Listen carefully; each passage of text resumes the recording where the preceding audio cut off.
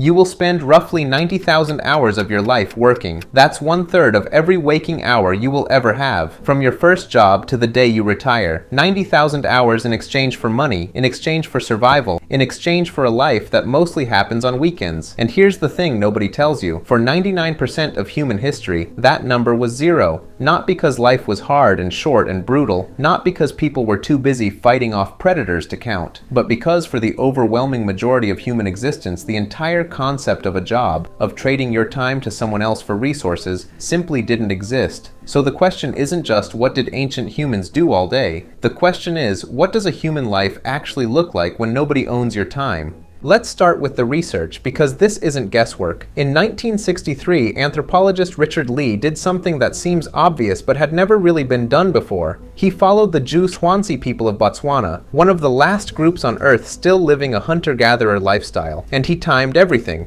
every hour of every day, what they did, how long it took, what they did after. His findings shocked the academic world. Adults spent an average of 17 hours per week acquiring food, not per day, per week. The same pattern shows up in Tanzania with the Hadza, in Paraguay with the Ashe, in Australia with the Martu. Different continents, different climates, different foods. Same result every time. Roughly 15 to 20 hours a week on survival. Everything else was theirs. But some of you are already raising your hand. These are modern people. Maybe ancient humans had it harder. Fair.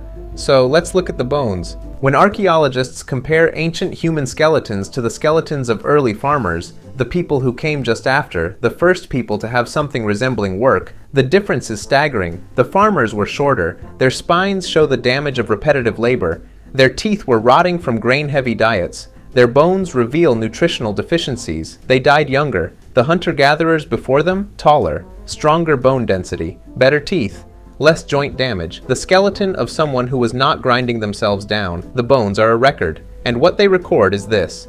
The people who came before farming were not struggling harder than the people who came after. They were struggling less, which raises the obvious question. If they weren't spending all day surviving, what were they doing? The answer is written on cave walls. In 1994, explorers found Chauvet Cave in southern France. Inside were paintings made 30,000 years ago, horses mid-gallop, lions with depth and shadow, rhinoceroses painted with perspective that wouldn't appear in formal European art for another 29,000 years. This wasn't desperation. This wasn't accident. Someone carried torches deep into a cave, mixed pigments, planned compositions, and spent hours, maybe days, making something beautiful in a place almost no one would ever see. At Blombos Cave in South Africa, archaeologists found shell beads 100,000 years old, tiny holes drilled through seashells meant to be strung and worn. The nearest coastline was 20 kilometers away. Someone walked 40 kilometers round trip just to collect the right shells, then sat down and spent hours drilling them with a stone tool. Not for food, not for shelter. To look good. And in a cave in Germany, a vulture bone, 40,000 years old,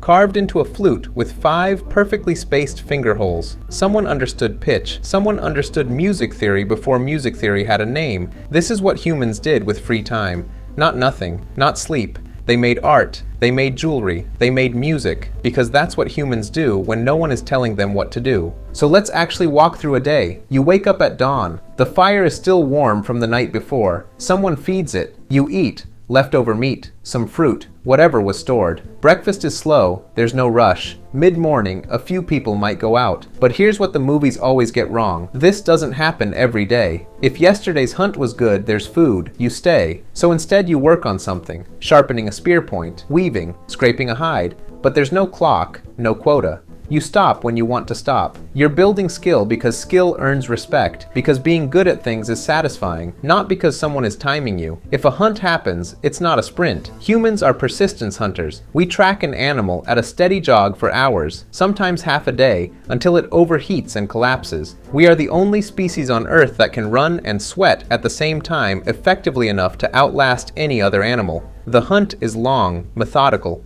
deeply skilled, and then it's over. Everyone eats. And by early afternoon, the day's work is done. What comes next is the part modern people struggle to picture.